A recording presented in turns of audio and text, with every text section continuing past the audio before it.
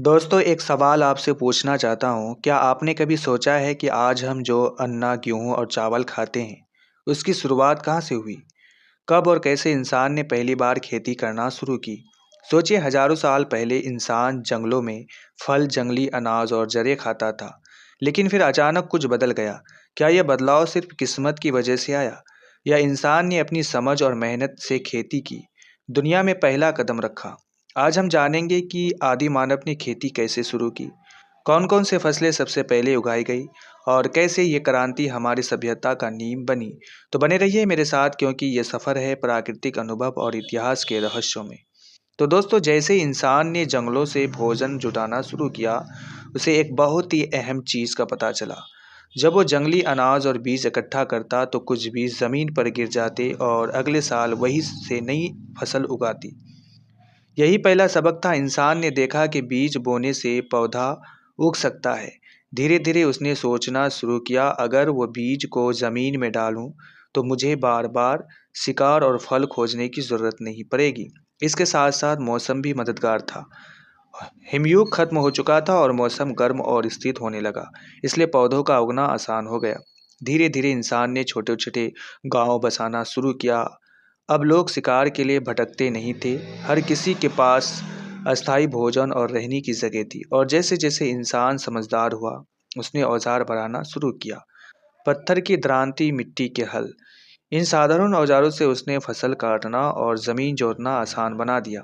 धीरे धीरे इंसान ने सिर्फ गेहूं और जौ ही नहीं उगाए, बल्कि मसूर, चना और बाद में चावल जैसी फसलें भी उगाना शुरू कर दी। और यही वो दौर था जब इंसान शिकारी से किसान बन गया। ये पहला कदम था हमारी सभ्यता की ओर।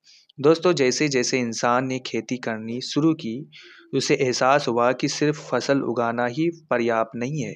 फसल तो एक तरफ, लेकिन अगर उसे दूध, मांस और खेती में मदद चाहिए, तो जानवरों की ज़रूरत पड़ेगी। यहीं से शुरू हुआ पशुपालन का सफ़र। बकरियां, भेड़ और गाय इंसान के साथ बन गए। दूध से खाना और पोषण मिला, मांस में शक्ति और ऊर्जा मिली, और हल और गाड़ियां खींचने में मदद मिली। धीरे धीरे इंसान ने स्थायी गांव बनाए। अब न केवल खाने का भरोसा था, बल्कि बच्चों के लिए सुरक्षित घर और समूह जीवन भी संभव हुआ। इस छोटे छोटे कदम ने सभ्यता का आधार तैयार किया। शिकारी आदि मानव अब किसान और पालनहार बन गया। और यही बदलाव हमारे इतिहास की सबसे बड़ी क्रांति साबित हुए।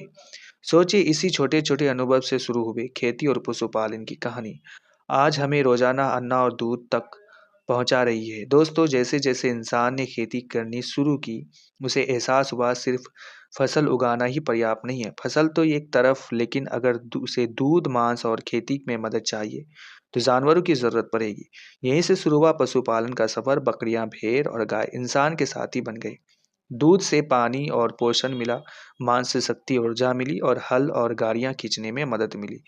धीरे धीरे इंसान ने अस्थायी गांव बनाए। अब न केवल खाने का भरोसा था, बल्कि बच्चों के लिए सुरक्षित घर और समूह जीवन भी संभव हुआ। ये छोटे छोटे कदम ने सभ्यता का आधार तैयार किया। शिकारी आदि मानव अब किसान और पालनहार बन गया। और यही बदलाव हमारे इतिहास की सबसे बड़ी क्रांति साबित हुए। सोचिए, इसी छोटे छोटे अनुभव से शुरू हुई खेती और पशुपालन की कहानी आज हमें रोजाना अन्ना और दूध तक पहुंचा रही है।